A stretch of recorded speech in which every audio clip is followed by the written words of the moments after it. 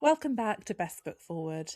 I'm your host, Helen, and this is the podcast where I chat to authors about the books that have shaped their lives. You can think of it as a little like a bookish version of Desert Island Discs. Before we get started, I just want to share a quick reminder that subscribing to your favourite podcast really helps shows like this one to grow. It's completely free. You just need to find the follow or subscribe button wherever you're listening. And if Best Foot Forward is one of your favourites, I would love if you would hit that button for me as well.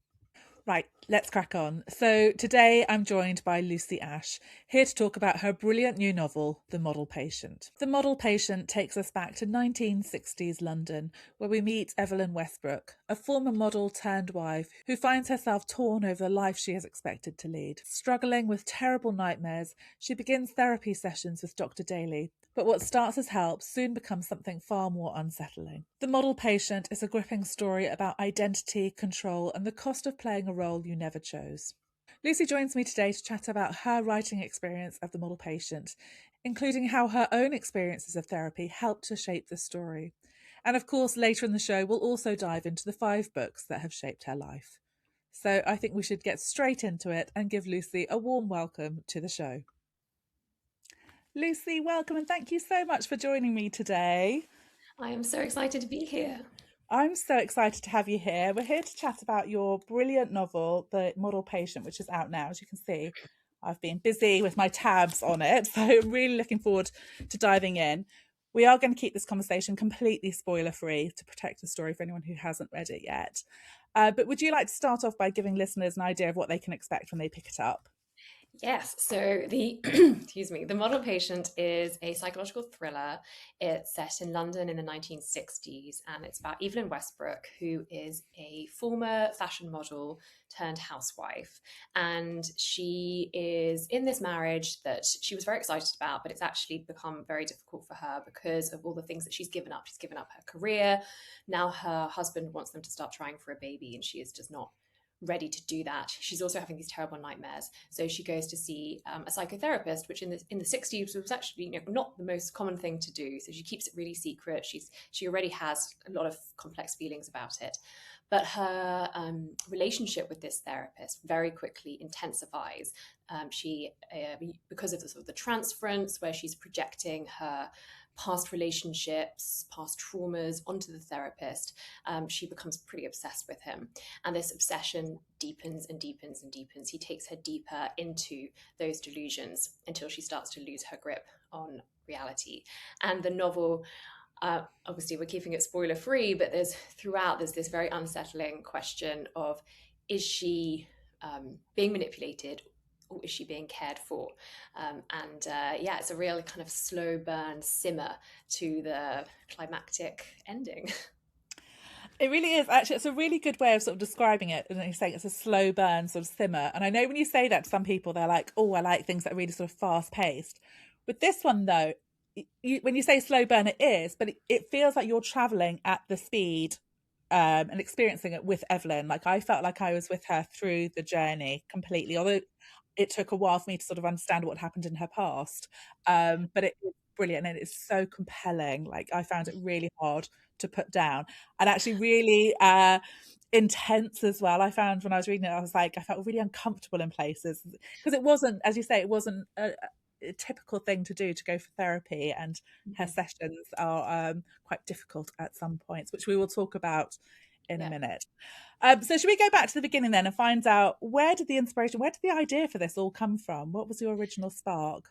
Yeah, the original spark was, I guess, it's actually very, very personal because I had started going to therapy for the first time in my life because I was moving countries, I was leaving behind a job that I loved, and these really big changes in my life were making me feel really unsettled.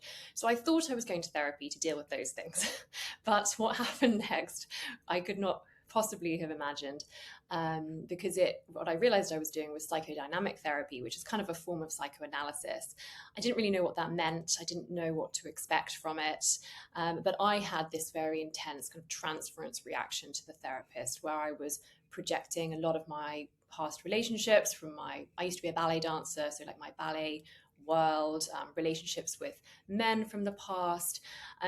And it was really intense. And I would say it was kind of re-traumatizing, made worse by the fact that I didn't feel very sort of safe or contained in this therapy relationship. I didn't really understand what the dynamics of our relationship was. And the more I tried to ask my therapist, it's like, why is this therapy? How is this therapy? Like, what is the method behind what we're doing? The less he would tell me. My questions were interpreted as a symptom of my kind of neuroses. So I found that so bewildering, troubling.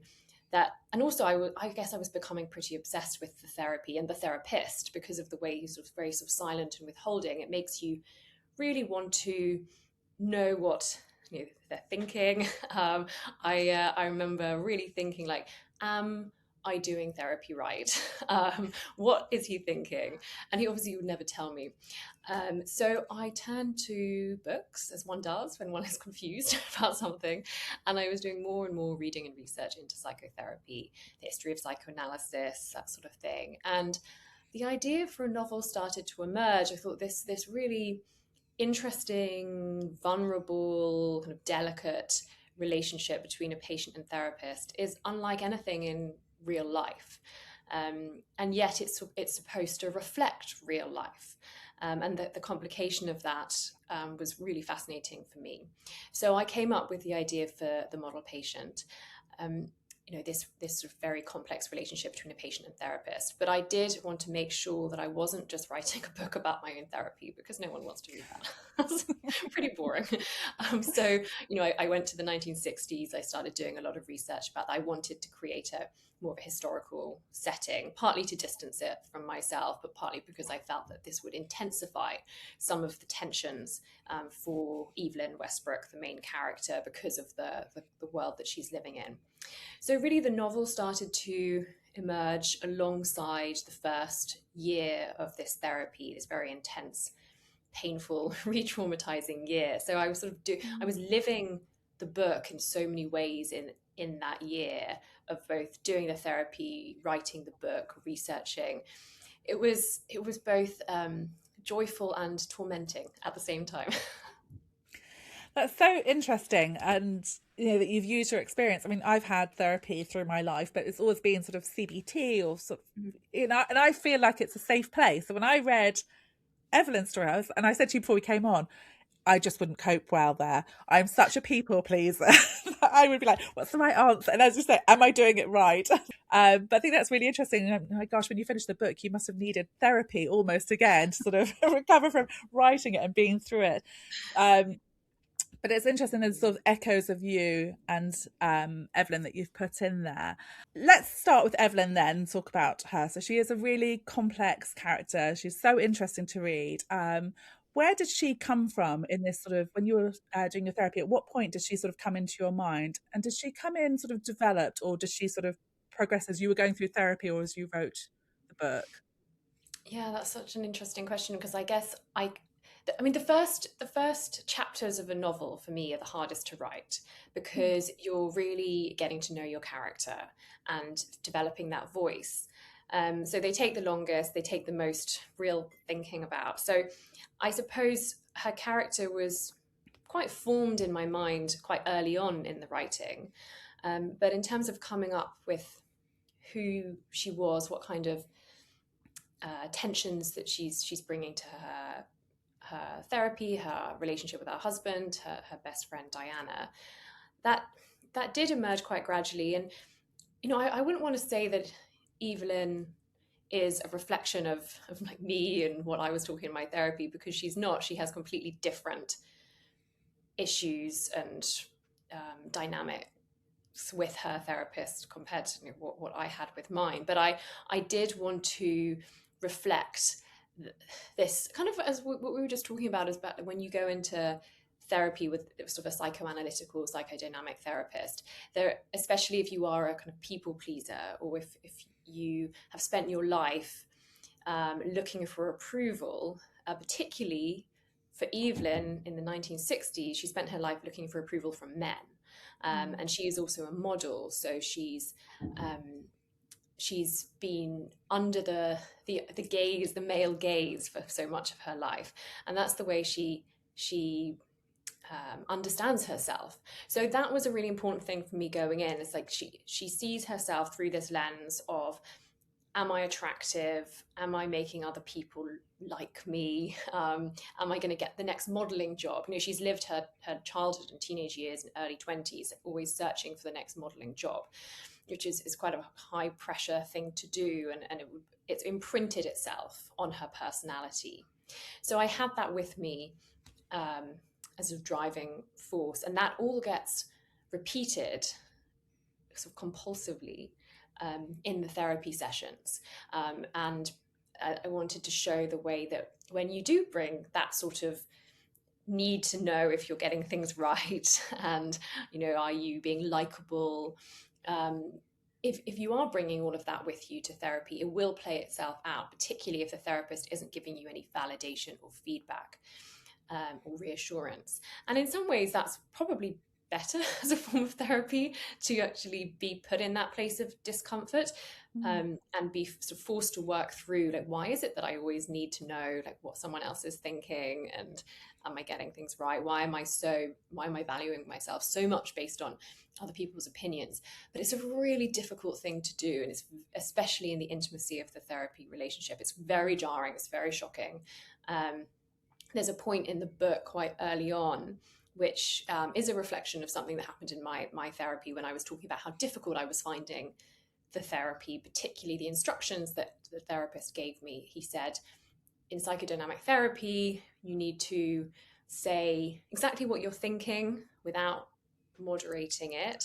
It's terrifying. No matter whether it's awkward or difficult, bring your dreams and I will be more silent. That was his sort of explanation of psychodynamic therapy. And I remember him, that was after sort of 4 consultation sessions, and he said, we're going to start psychodynamic therapy. That's what you have to do. And I spent the whole week panicking about it. I don't know if I can. And then I said that to him in the next session. I was like, this is really difficult for me, because I think I have spent my whole life trying to say the right thing in the moment to create a good environment in the room I walk into, or make someone think I'm a nice person, that sort of thing. Yeah. And he said, yeah, well, maybe you don't know what to say to me because you don't know what would make me like you. And then I hadn't even really thought about him as like a central character in my therapy journey yet, but that it's almost like a kind of this trigger point that I was like, wow, yes, I do really care whether you like me. And then it also spiraled from there. So I guess I wanted to hold on to that aspect of Evelyn's character throughout. It's so interesting. I mean, it's just a fascinating topic. And I think if you look at it from Evelyn's point of view, being in the 60s and it's not something that all her friends are doing, it's like to have that and sort of carry, because she also is carrying trauma with her as well. You know, she's going through a massive upheaval in her life. She's got past trauma, and then she's in this really difficult situation. Whereas I think now most of us would say, you know, we have somebody in our life that we could say, hey, look, I'm going through this therapy, and it's, you know, we'd have, but she doesn't have that, which makes it even more. Like those scenes when we'll talk about that in a minute, but when she goes into those scenes when he's asking her to tell her things, I was like, oh, yeah. I just couldn't. Yeah, because she's so stuck between like wanting to tell him what he wants to hear and also being full of shame about telling him those things. Yeah. And it's a real tension for her. Like, she wants to be the model patient. I love the title. Unfortunately, being the model patient actually means sort of just repeating that, all of those patterns from her past of giving up who she is to please men. Yeah. So when we first meet her then, so as you say, she's given up her career. She's married, newly married. Her husband wants babies. She's not quite ready. She's got a mother-in-law who's very interesting character as well. Where do we meet her emotionally at the start? Where is she? Yeah, she's in a place of real confusion and conflict because she actually really wants to make her marriage work. She loves Henry. She thought it was going to be a wonderful marriage. They had this kind of lovely courtship. And now the reality is very, very different. And she says to herself, I'm going to therapy so that I can be a better wife. That's actually her goal. But she knows that she's not comfortable yet with having children. It just feels like such a big step when she's just given up her career. She was living in this lovely flat in Chelsea with her best friend. And now she's living in this big house in Pimlico, and her mother-in-law keeps appearing unannounced and sort of commenting on her cleaning and her cooking. So she finds that really, really difficult. And I suppose one of the things is that she feels she had found some autonomy and independence. She's taking the contraceptive pill, which at the time the book is set is very newly available, and this gives her a feeling of I guess control, and her husband wants her to stop taking it. So there's all these conflicts of like, do I want to make my life better, but she doesn't really know how. And she's hoping the therapist will fix it for her. And of course, therapists do not fix your life for you as much as you might want them to. And I think, she goes into those sessions hoping he'll somehow like be this kind of God that will heal her and tell her what to do. But he doesn't. No. It's a great start to the book because it just sort of really sets the tone. You really understand her. And as I said, I felt like I was sort of alongside her and really sort of, as you see this in her mother-in-law's appearing and sort of criticising, and she's sort of looking back at her life. Her friend Diana's still very independent, living on her own as well. And it's such a great start to the book, and sort of her journey is so interesting to read.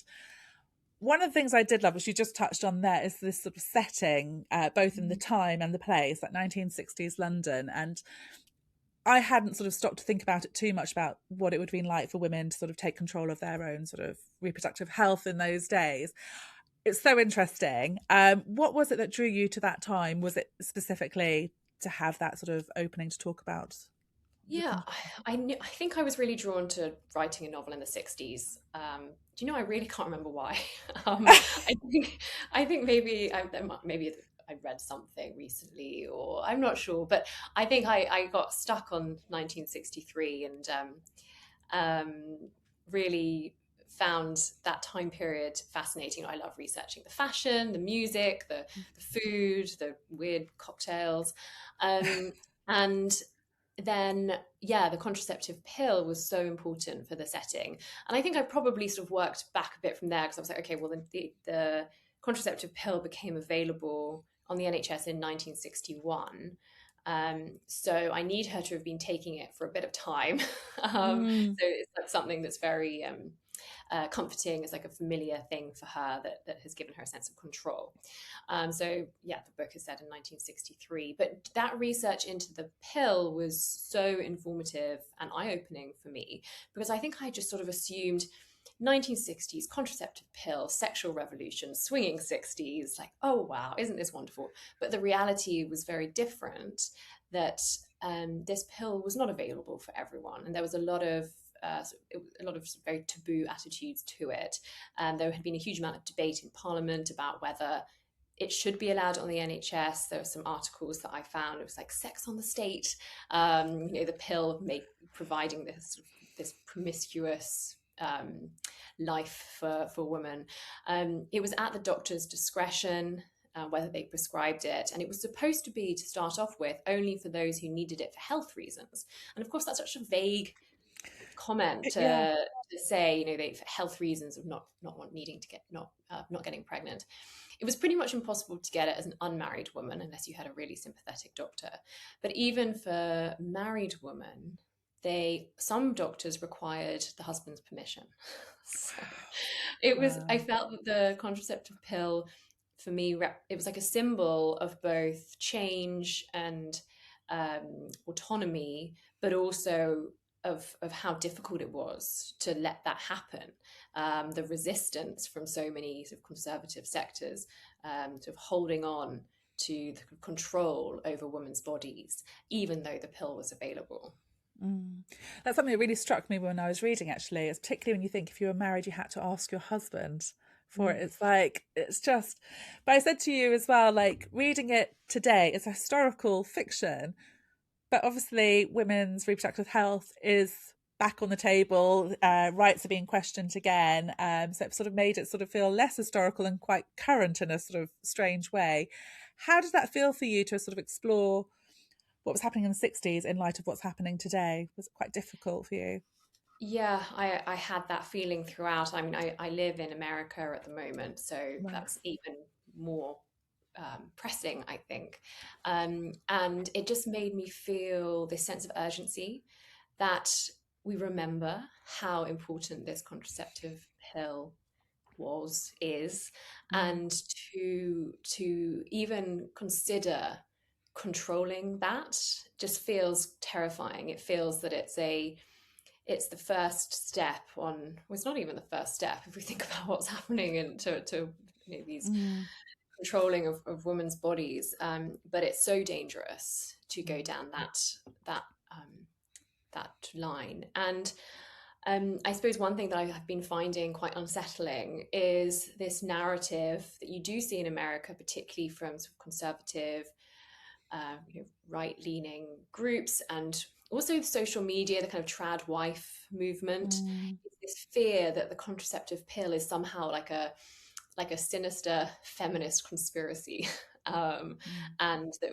that women should be embracing their natural reproductive functions, or whatever it is, mm, however it is they're describing it. And it just feels for me so dangerous and such a insidious thing to question whether women have the right to this very important pill. mm. So I felt that throughout, and I hope that maybe reading this book will be a kind of reminder at times of just how far we have come, but we mustn't let ourselves slip back again.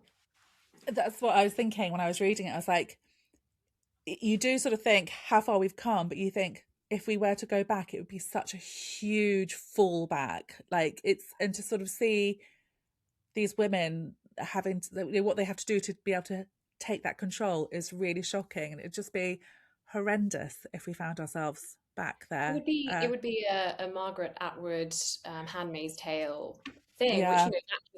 that I love that novel so much because she shows how a few small changes, like declaring a state of emergency, obviously that's a pretty massive thing, but that allows so many rights to be immediately taken away, and just how quickly these things can happen. I've always felt that that novel is both dystopian but also just incredibly realistic. Yeah.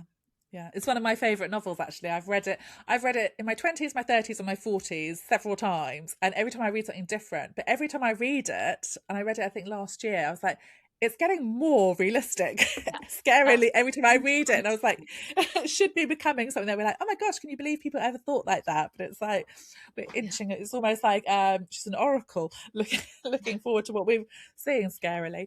yeah. Okay, so one of the themes, obviously, then are these therapy sessions with Dr. Daly, which I said when I was reading them, I could feel the sort of intensity and awkwardness, and I've really felt for Evelyn because I was like, I would not want to be in that room at all.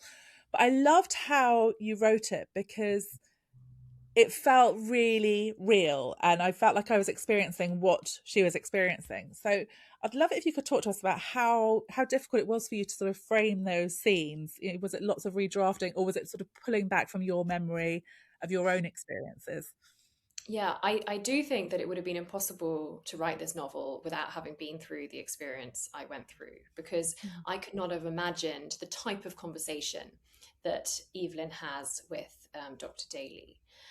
It's not like ordinary life. You don't have those types of conversations where one person is pouring out their heart, but also in a very awkward way because they're trying to, but also not sure how much to say, and then the other person is just really silent. So I think the thing I was trying to hold on to and present through these sessions was the power of silence, and his silence.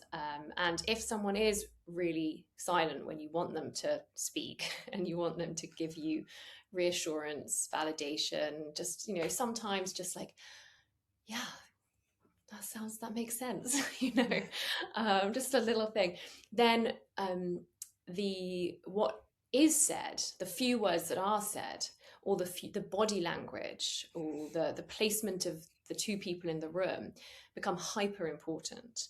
And I think I wanted to show how she fixates on such small things that you wouldn't even notice in another ordinary conversation, because of the intensity of the dynamic between them. Like, she notices every time he leans forward, when he folds his arms, when he takes his jacket off.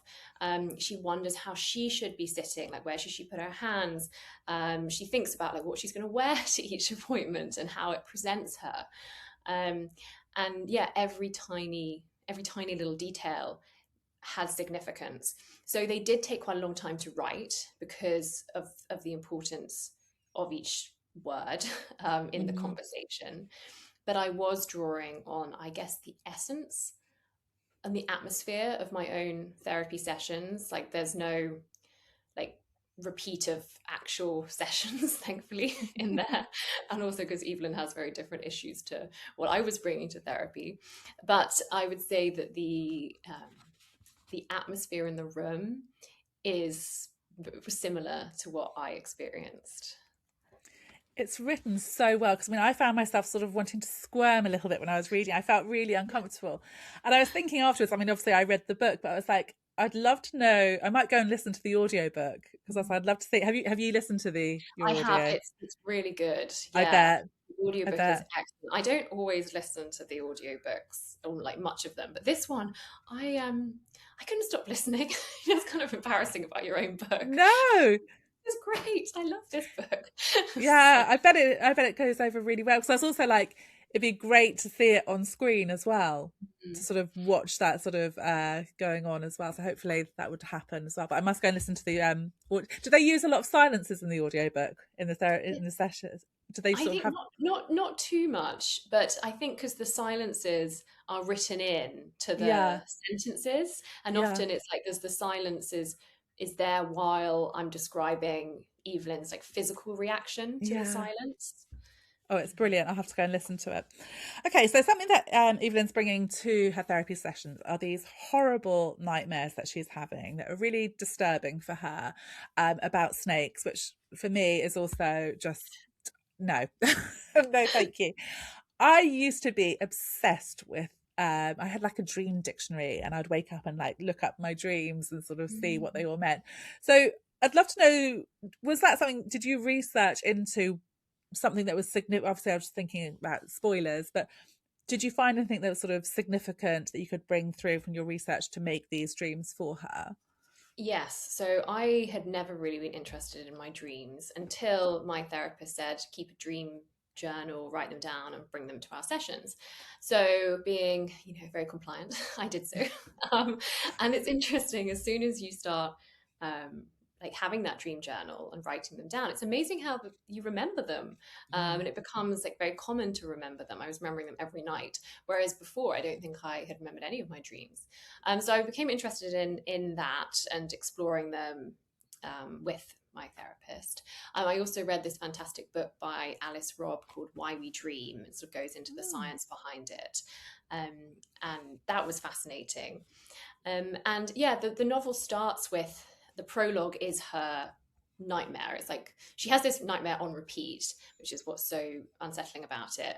But I didn't want to keep writing it out in the book because it's not that interesting to listen to other people's dreams. So I just sort of wanted to get it done in the prologue to set that atmosphere of what kind of unsettling dream she's having.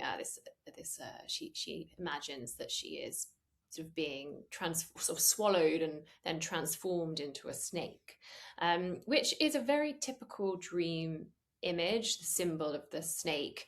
But I wanted it to.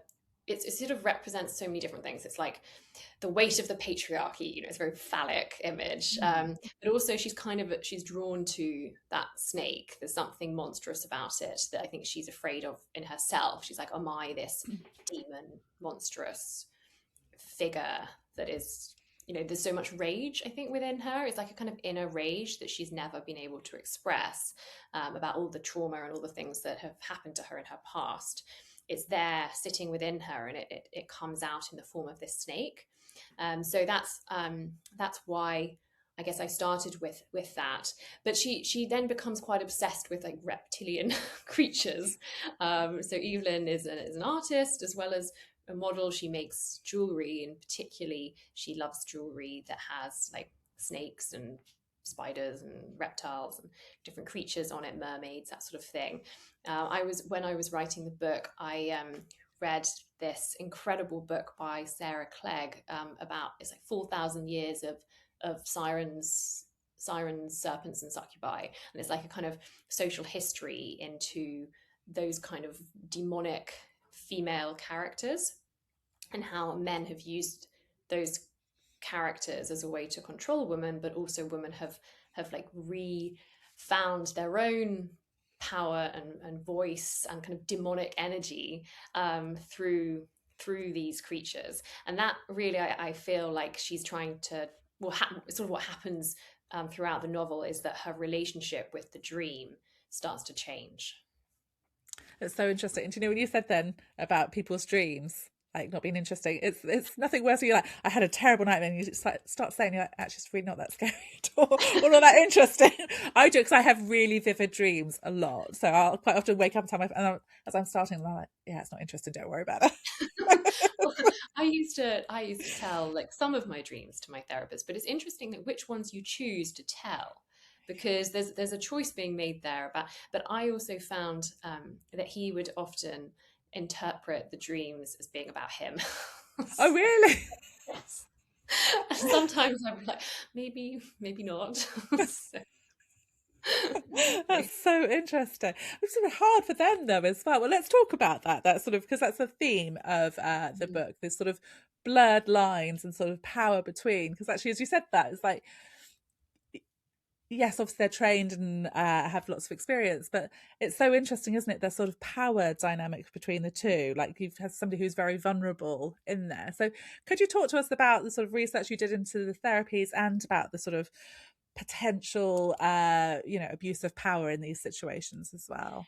yeah, I really had to go all the way back to, the founder of psychoanalysis, Freud, and his theories about it. And he realized that this transference was happening pretty much all the time, in which his patients would have this reaction to the therapist. They'd be projecting so much onto them, and I guess they would see the therapist either, we'd often start with a kind of positive transference where it'd be like, this is like my perfect father figure or maternal figure who's going to care for me and love me and hold me, and that's often the first response people will have to a therapist, because someone is listening to them in an intimate setting in the way that they might never have been listened to before.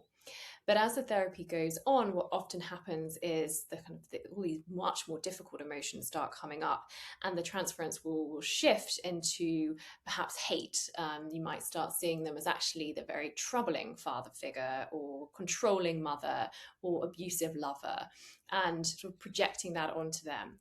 And I was really interested in this because I sort of saw my therapist as a, this kind of commanding lover, a sadistic, controlling person, like a kind of godlike figure who I thought was supposed to heal, like all these different things. And I was interested in how you could possibly see someone in all these ways. So Freud talked about how this, almost talked about it as like a transference cure. And when you have worked through the transference with the therapist, like talked it through, it's almost like that would be when the transference sort of fades. That's a sign of like progress and healing. You're no longer like bringing all of these really intense projections onto them. But of course, when you are turning someone who is this kind of making themselves like a blank slate so that you can project onto them, it's like it's almost unavoidable in the type of therapy that I write about. It's like psychoanalytical therapy, where the therapist tells you nothing about themselves, is very silent, very withholding. It's kind of unavoidable, this transference. When that happens, there is of course a very important responsibility on the therapist to not abuse that, because if you're going in saying, I have romantic feelings for you, you're not really saying that you have romantic feelings for that therapist. You're turning them into someone completely different. Mm. And they need to remember that it's not them, it's the transference. Um, so you have to respect that. And of course, there are so many accounts throughout the 20th century of therapists and patients having affairs. And it's like the absolute no in therapy. It's seen as actually a form of incest, because Mm. it's like you have turned this therapist into like your mother, your father, like everyone. If they then abuse the power dynamic, the fact that you are seeing them in this way, um, it's really traumatic for the patient if that happens. So there's so many like developments and protections and ethical discussions about therapy now, and yes, I'm sure that still does happen in some therapy relationships, but not with the same frequency that it happened in the past.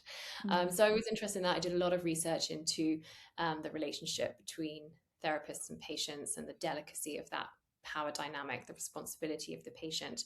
But interestingly, in like the 50s, there were some books I was reading that are thankfully out of print now, but they were almost like kind of accounts of therapy by these very strange male therapists from the 50s who really felt that they could cure their patients through having sex with them. Of And course it they was like could. they need they need to have a corrective emotional experience where I can provide this love and care and all of this, which obviously is completely ridiculous. You should be able to talk to your therapist about this like what if fantasy, Mm. but it needs to stay in the realm of words. It cannot be acted out, and it's up to the therapist to hold that line. So it is a really delicate power dynamic, and one of the things that therapists now will mostly be very careful of is this thing called the therapy frame, which is the kind of all the boundaries that make it therapy, because it's this hugely intimate conversation, and you are talking, especially in this psychodynamic therapy, about like fantasies, desires, with the therapist often as the sort of central character in that. So sessions need to always end on time, be the same time each week, have like the regular slot, always pay for the sessions rather than be given them like free, that sort of thing. Mm. Have really clear instructions or like marcations around communication outside of therapy, so you know what to expect from that. No dual relationships, that sort of thing. So if all of those boundaries feel safe and secure, the patient is will feel probably more confident to go into their sort of more hidden, more tender feelings. Absolutely fascinating. And the thing is, you can see how there's so many things that you could sort of take out of there, like, from the therapist point of view as well. I think it's so interesting. Something I'd love to just touch on is in your author's note, I'm Mm. just going to read this little section you wrote. The model patient should not be read as a criticism of the important and often life-changing work that people can do in therapy. Instead, it's an exploration of the problematic power dynamics that can easily pave the way for abuse. Mhm. So, which obviously we just talked about, which you could see how it could very easily happen. So, how did you then feel when you were sort of broaching writing this? Because obviously, for some people, it will be life changing and they depend on. How Yeah. did you approach it with such sensitivity then? Yeah, well, while I was writing the novel, I was in this place of great confusion about it, because I did feel that the work I was doing in therapy, that I'm still doing in therapy, um, was really important for me. And it was bringing up parts of myself, emotions, things from the past that I had never looked at before, but were there. They were actually informing the way I was living my life in a very unhelpful way. And the therapy did bring it to the surface. It was just really traumatic along the way. Mm. And the first year of it was terrible. It was really terrible. It re-triggered an eating disorder. I developed an autoimmune disease. I felt like my body was like eating itself from the inside out. Mm. It was awful. But it changed. And even when it was awful, I was learning a lot about myself. So I would not want anyone else to have to go through the intensity of that first year.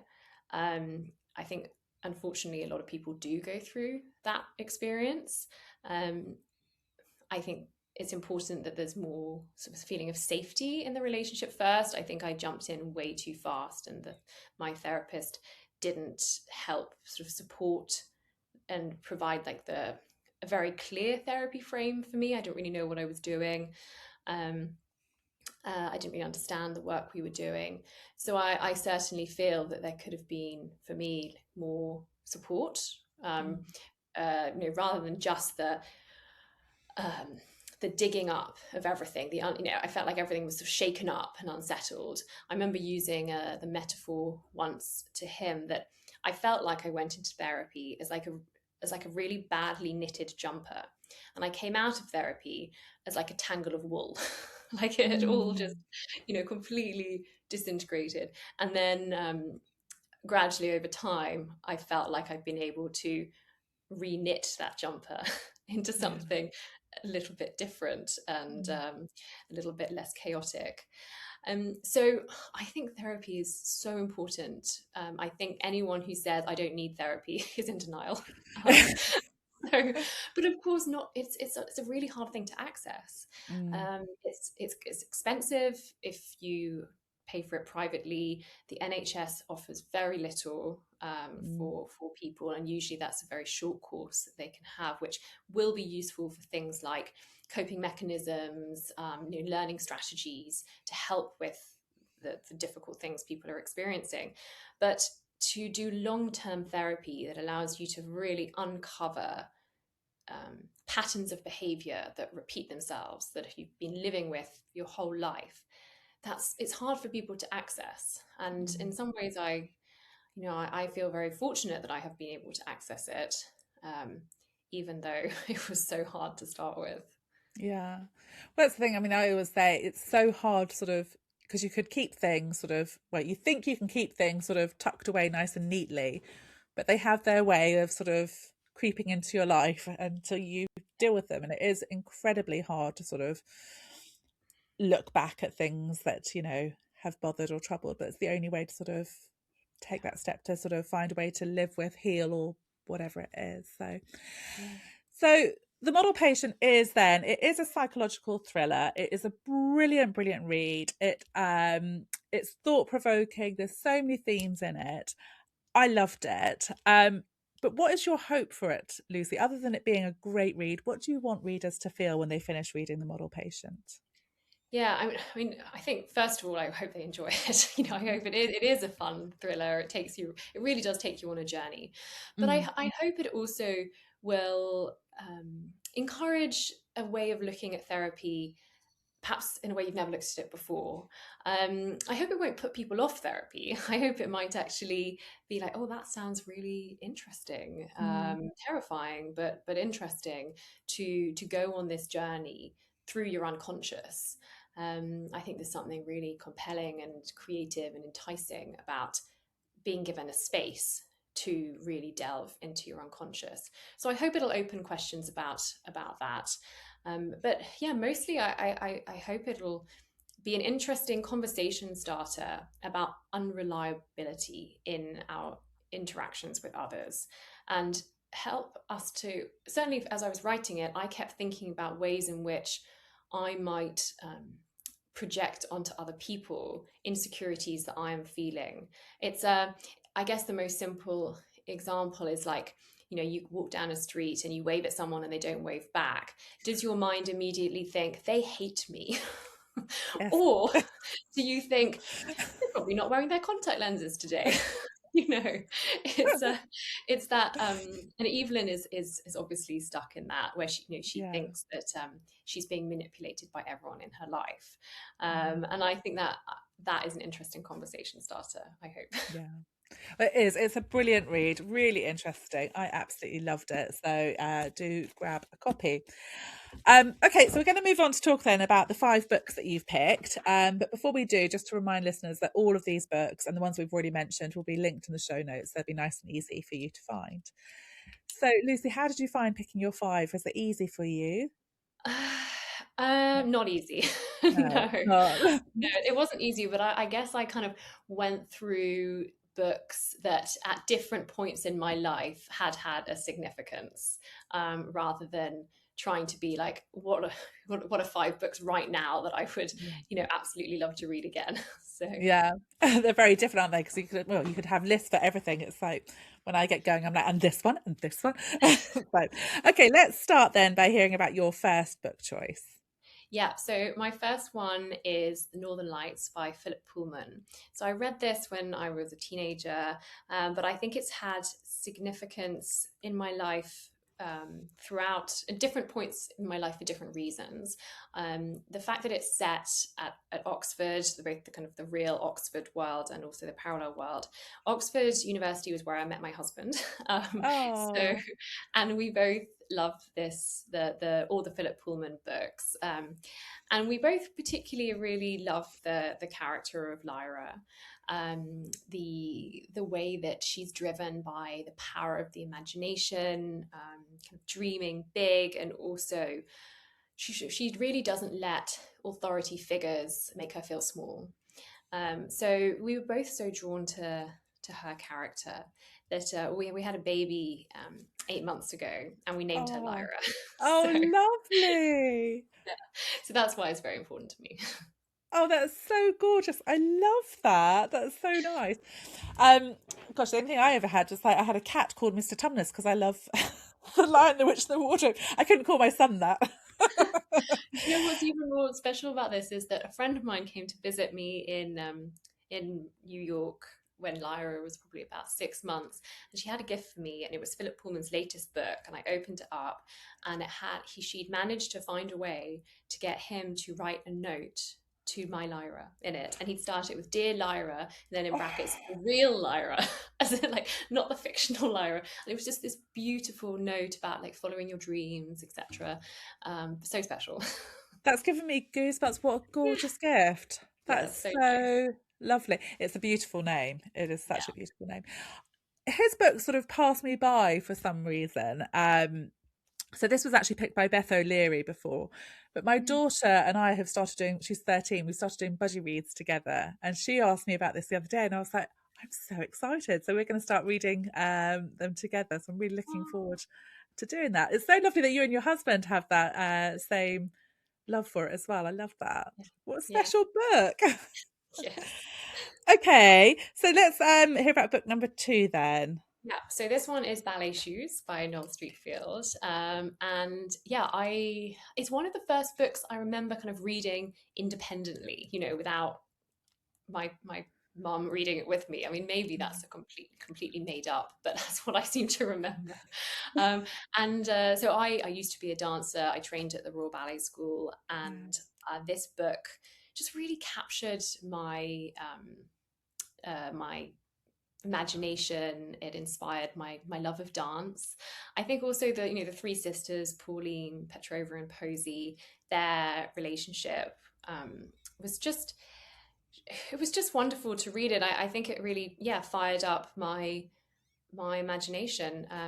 So I'm sure it'll be a book that I read to my daughter one day soon. Oh, that's so nice. And you get to read the ones that you love with your Yeah. kids as they're growing up. So it inspired your love of dance then. Do you think when you were reading that sort of independently as a little girl, do you think the sort of sparks of maybe writing were already there, or did that come later for you? I always loved writing in different ways. My parents always remind me how I won the Creative Writing Cup in primary school. Well So done. Congratulations. I know my first big achievement. So, I mean, I don't really remember writing that much, to be honest, because I was so drawn to dance. I was Mm. dancing all the time. I went to a boarding school which was dedicated to dance, but I ended up not becoming a dancer in the way that I had imagined. I didn't end up going to the Royal Ballet Company, that sort of thing. I changed career paths. I went to university. I became an English teacher. But the way that, and then my first 2 books, Clara and Olivia and the Sleeping Beauties, are historical mysteries set in the world of dance. So in writing those 2 books, I was able to return to my passion for dance, but in a way that really worked for me. Oh, I said to you earlier, I haven't read your 2 previous. I'm looking forward to that Oh, as well. They sound amazing. Okay, so what are we? We're number 3. Should we hear about book number 3 then? yes. So this is Fingersmith by Sarah Waters. Oh, I remember reading this and just I was shocked by how amazing it was. It has, I would say, the most perfect twist ever written. It's Victorian crime, queer romance. It's about madness, manipulation.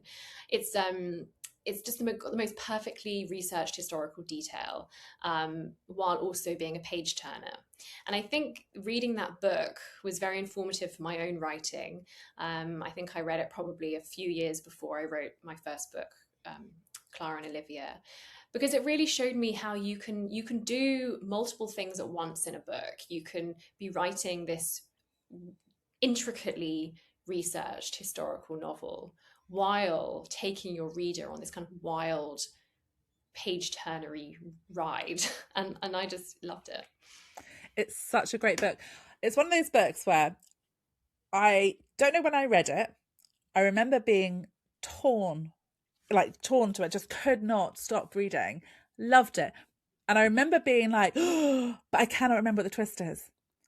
So I'm going to Ah, have to go back and read. That's the best thing about perimenopause. My brain has become so yeah. like You can leaks. start reading all your I favorites. could exactly be shocked for the second time round. So I think it's definitely due a reread. And it's never been picked on the show either. But I know it was a big one. I can't remember when it was published. Was it like, I don't know when it came out? Not sure. I'll have to check. But no, it's a great choice. I'm going to have to read that one again. Okay, so let's move on to your 4th book choice Yeah, then. so this is The Bell Jar by Sylvia Plath. Yeah, it's the first book I remember reading that explored mental health. I think I read it when I read it when I was a teenager, and I love the way that Esther Greenwood experiences like work. You know, it starts with her in this New York summer internship, and trying to make her way through that, but also her relationship with female friends, but with men, and her interactions with authority figures, particularly the 2 doctors that she that help her for her depression. One of them does this sort of terrible electric shock treatment that sort of doesn't work on her. Um, so yeah, it's really really fascinating, and I found that all the themes when I was reading it as a teenager were kind of speaking to me in a way I couldn't quite put my finger on why, but I knew I was deeply compelled by it. But reading it multiple times now, I've taught it a few times. I'm an English teacher. I've taught yeah, I've taught lots of Sylvia Plath actually. I just love Sylvia Plath. I think I've been able to been able to find ways in which I can directly say that that has influenced me. And actually, the Bell Jar has a kind of cameo role in The Model Patient because Evelyn's best friend Diana is reading it at this lunch they go to. The Bell Jar was published in early 1963, which is when the novel is set, but it was published under a pseudonym of Victoria Lucas. And it was quite really interesting looking up what like the first edition front cover looked like what were the early comments and reviews about it. So yeah, it's a book that's really stayed with me. So I haven't read this one. It was also picked by Alexandra Potter, but you are the first person that's made me pull it off my shelf. So Yay. it's been on my TBR for so long. It's one of those books that I feel really intimidated by. Like I just, whenever I look at it, I think, "Oh, am I going to get it?" But I'm going to put this on my goals to read this year. Yeah, So I'm going to. yeah. It's No, only little as Sylvia, well. yeah, it's only little. I think Sylvia Plath has had, I mean, she had a comeback. I mean, she's always been in, everyone's always loved Sylvia Plath, unlike poor Ted Hughes. But I guess it's almost like the Taylor Swift era of loving a writer who is kind of very introspective and able to explore like the complexities of love in a really vulnerable way. Yeah. Whereas I remember when it came up in the model patient, I was like, oh, I wonder if that's going to be one of your book choices as Yeah. well. I love that. Okay, so your final choice then, Lucy. What was your last pick? Yeah, so I actually have this one with me because I sort of take it around. It's All About Oh, Love by Bell Hooks. So this is a nonfiction book. Yeah, I read this for the first time while I was preparing to write The Model Patient. Um, yeah, I was going through this first really challenging year of my therapy. It helped me to understand, I think, and therefore kind of remove some of the shame I was feeling around the complexity of my desire for sort of love and care from this kind of very withholding therapist. I think reading All About Love gave me a kind of social history and a context for my interactions with, I guess, what I would describe as like a patriarchal culture that we've all grown up in. That's really what this book explores, is like love or finding love and how difficult that is in a patriarchal world. Because sometimes I guess I have felt, and this is expressed in this book, is um, it's like I was so conditioned to seek approval and to people please, particularly men, that it was as though I was like part of the patriarchy rather than challenging it at times. It was like a sort of enabling it. But Bell Hooks really explains this issue and how that this kind of sexist socialization happens when we're like really small children. Yeah, I'm just gonna get this little quote up that I could. She says that when we're children, we're taught that that self-assertiveness is a threat to femininity. And accepting this faulty logic lays the groundwork for low self-esteem. And yeah, she says that the wounded child inside many females is a girl who was taught from early childhood on that she must become something other than herself, deny her true feelings in order to attract and to please others. And I felt that I was sort of repeating this in my dynamic with my therapist. Evelyn Westbrook in the book certainly repeats this. And it took, I would say, like 2 years of therapy before I could start undoing it rather than repeating it. so interesting. Is that a new book, Lucy?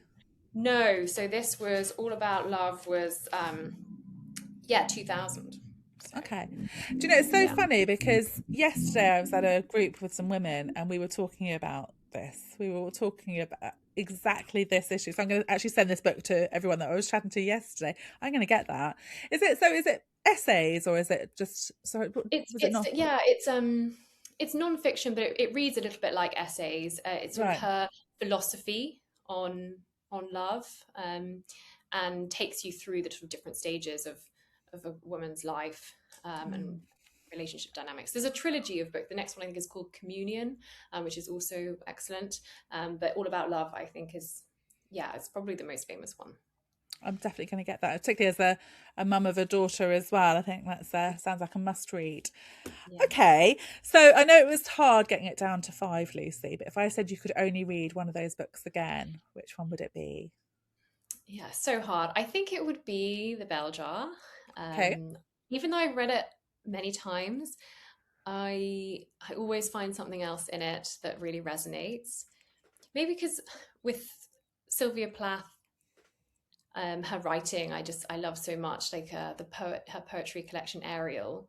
There's every poem in there is so beautiful, and I love the way that she captures both in Ariel, the poetry, and in the Bell Jar, like the dualities in woman and the tension between like wanting to um, kind of please others and wanting to be true to oneself, and like this kind of oscillation between like love and hate, like self-love and self-criticism. There's always something in there that I can return to and can be important for me. I think as also I teach, I teach A-level English literature, and I have taught Sylvia Plath quite a few times, and just the discussions I have with my students are just the best when we do Sylvia Plath.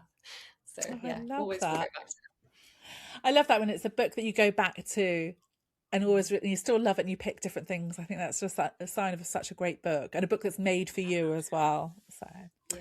oh, Lucy, I've absolutely loved this. It's been so wonderful to chat to you. Thank you so much. Yeah, you too. It's been really fun. It's been lovely. Thank you. I really enjoyed that conversation. I hope that you have too. The Model Patient by Lucy Ashe is out now. It is a brilliant read, one that I would highly recommend. And all of the books that we've talked about today are linked in the show notes, so do go take a look at those. I'll be back next week chatting to another author, and I really hope that you'll join me for that episode too. In the meantime, thanks for listening and see you next week.